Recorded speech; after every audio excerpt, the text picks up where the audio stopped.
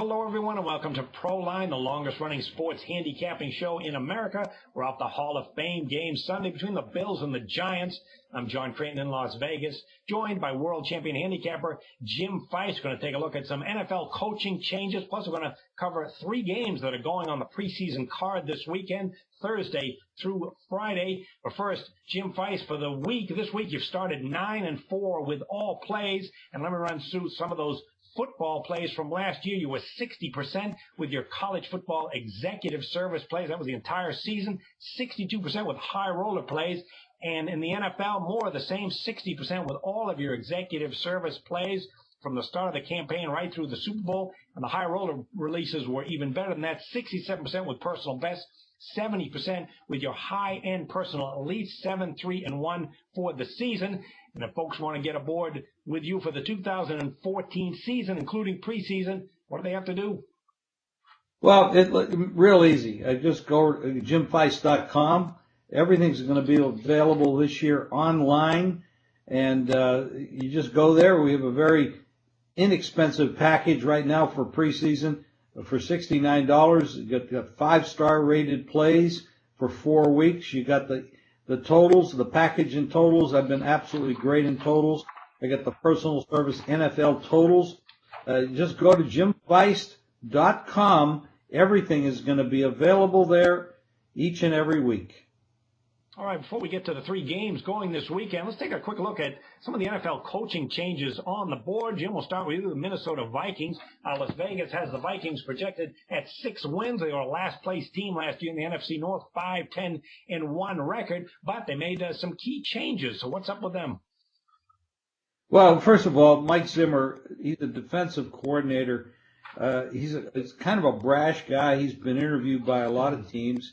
He's been passed over for coaching jobs in the past. And quite honestly, he has a brash attitude, and I don't think that gels well with some people that want to work with him. He might be difficult to work with. That's possible. But I kind of like the guy. What he says, he means. He doesn't beat around the bush. And I kind of like that kind of person where you get honesty out of them. You know, when he worked down with Bobby Petrino and Petrino jumped ship with the Falcons, he said Petrino came in and resigned and said he'd talk to us later on, and he never did. He's a gutless shit. That's the kind of guy this guy is. He says that out in public. I mean, no, he doesn't hold back. It's hard to know what's going to happen with this team right now. We got to go through a couple preseason games to see what they're doing. They did lose Jared Allen. They picked up some other players. For preseason purposes, they have a pretty good quarterback rotation.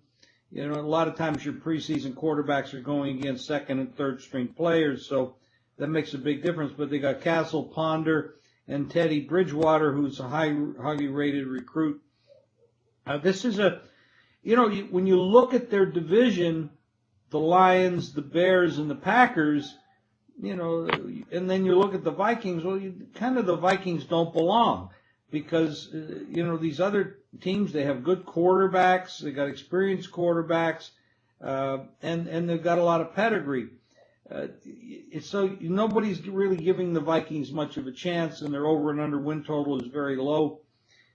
Now, injuries do happen through the year, though. And last year, you had Cutler get hurt, you got Aaron Rodgers get hurt, and things happen, things change. So I wouldn't really count this team out because I think Mike Zimmer has a lot to prove. He wants to show people that they've been making a mistake over the years by not hiring him as a head coach. You might get quite a bit of intensity from him. I'm not counting the Vikings out. Okay, I'm going to take a look at the Detroit Lions. Vegas has them projected at 8.5 wins. And here's the thing about the Lions. Many times in sports, football as well as other sports, when teams have bad seasons, they go in completely the opposite direction with a manager or a coach the next year, just to try and, as if to admit, we made a disaster, so let's completely change gears. And here's the Detroit Lions team that last couple of years, they had Jim Schwartz running the show. Okay, he's a fiery, in-your-face kind of guy. So they underachieved. It was a sloppy team with penalties, lost a lot of close games, very undisciplined despite what should be on paper a very talented team. So they got rid of Schwartz. And for this season, they bring in Jim Caldwell, totally the opposite of Schwartz. I mean, Jim Caldwell was in the Tony Dungy school. He's a methodical, cerebral teacher, as Dungy was. And when I look at his track record, it's kind of a mixed bag. It's tough to get a sense of how they're going to be. First of all, just 2 years ago, Caldwell got a Super Bowl ring with the Baltimore Ravens. He was offensive coordinator of that team, and he was head coach of the Colts when they started 14-0 and went to the Super Bowl. On the downside of that, they did lose that season to the Saints. He got some criticism for resting players later in the year. And then that Super Bowl game, they were up early against the Saints, and so he received some heat for not getting that win. And then the following year, they went 2-14. If you want to go back to his college days at Wake Forest, didn't do very well in ACC play, 12-52. But keep this in mind. I'm not sure how they're going to do this season. I do think they're a very talented team, but keep in mind, Tony Dungy in preseason never cared much about playing hard in those games. Caldwell has been in the same boat. His preseason record, 4-8 against the spread. All right, Jim, let's get to some of the games on tap. We're going to start with a Thursday game. Seattle's playing at Denver. Denver open 1-point favorite, 37. Now we're looking at Seattle, possible 1-point favorite, total up a little bit to 37.5. Super Bowl rematch, but certainly not the kind of intensity when they last met in February. This Denver team, they're a veteran group. They brought in some new players who are veterans, so it's hard to believe they're going to be interested in playing hard in this one. And you're not going to see Peyton Manning much. So beyond him, you got Brock Osweiler, Zach Dysert, and a rookie from North Carolina in Brian Renner. Meanwhile, the Seattle team, tremendous depth across the board. So I kind of agree with some of the early money going on Seattle. Pete Carroll doesn't sit back, even in preseason, 22-10 against the spread. And when you look at last year's Seattle team, they outscored opponents by 186 points. Well, that was tops in the NFC and second only to Denver, the two teams that met in the Super Bowl. So Seattle was not a fluke last year. They're a very talented team with that powerhouse defense. They have balance on offense, and the organization has done a phenomenal job at drafting talent, which is why they've been so good even in preseason. And when you look back what happened last year, Jim, Seahawks were 4-0 against the spread in preseason. They won 31-10, 40-10, 17-10, and 22-6. I see some of that early money coming in on Seattle, and kind of makes sense to me. Well, I agree with everything you said, John. I mean, yeah, you could be looking at Super Bowl hangover here. I mean, a lot happens to a team that's won the Super Bowl. There's a lot of media attention. There's contract negotiations. There's a lot of disinterest in the off season with football and more with the media and all the backslapping and handshaking and all the parties and everything else. So the focus changes.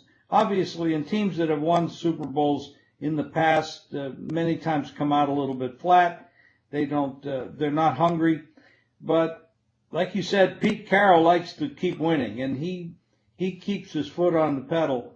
And you're not going to get much out of Peyton Manning in a game like this, especially against the very physical defense.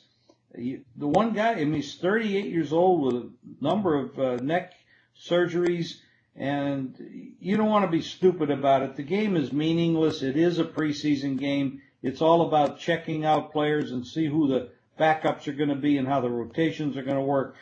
I don't see a lot of intensity from Denver here. I do know the media pumps this up as a revenge of the Super Bowl and all that, but that's media garbage.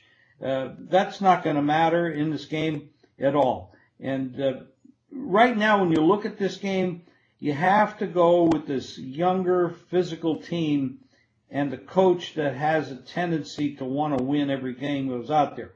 The big question is whether there's going to be a Super Bowl hangover for Seattle, and they're not going to be as intensive as they were in past years. Yeah, one thing about the Seattle Seahawks, look at their quarterback rotation. They got mobile quarterbacks and with quite a bit of NFL experience beyond Russell Wilson. You get Tavares Jackson, B.J. Daniels and Terrell Pryor, kind of a mixed bag of throwing efficiency. But in preseason, if you have a quarterback who doesn't see the pass and can take off and run, give you a slight edge, and they certainly have that with their depth. And remember, these teams played a year ago in week 2 of preseason. Seattle was at home, where they're an absolute monster at home, regular season and preseason, and they destroyed Denver 40-10. It was 33-7 at the half.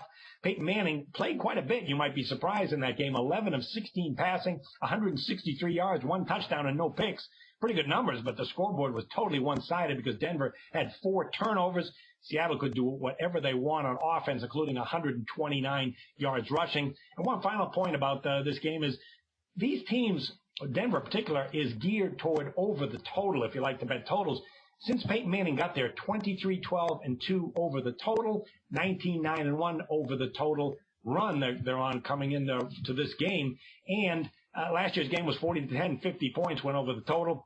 And one caveat is that Seattle has been a monster spread winner and winning games, not just last year, but 2 years now, 25-9 straight up, 26-8 spread run the last 2 years.